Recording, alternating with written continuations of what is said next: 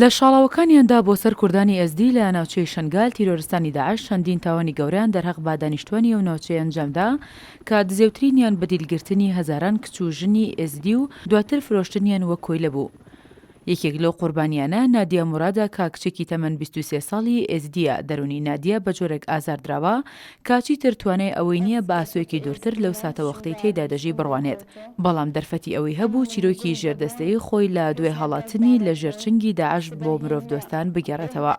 لە مانگی کانونی یەکەمی ساڵی ڕابردوودا لە بەردەم ئەنجومەنی یاسایشی نەتەوە یەکگرتووەکان نادیا وتێکی پێشکەش کردووتی دەمەوێت ببمە شاد حاڵێک بەسەر هەموو ئەو تاوانانی کە تیرۆریستانی داعش دەرهەق با کچوژنی کوردانی ئێزدی ئەنجامی داوە. نادیا موراد داوای لە سەرجەم چالاکوانانی مافەکانی مرۆڤ کردبوو کە هەوڵی بێوچان بە خانەگەڕ بۆ ئازادکردنی 3000 ژنی ئێزدی تر کە هێشتا لە ژێر چنگی داعشدا ماون. نادیا موراد یەکێک بوو لە پاڵەوراوەکانی خەڵاتی نۆبڵی ئاشتی بۆ ساڵی 2016. قۆناغێکی نوێ لە ژیانی نادیا موراد دەستی پێکرد، ئەویش دیاریکردنێتی وەک باڵۆزی نیەتپاکی ڕێکخراوی نەتەوەیەکگرتووەکان.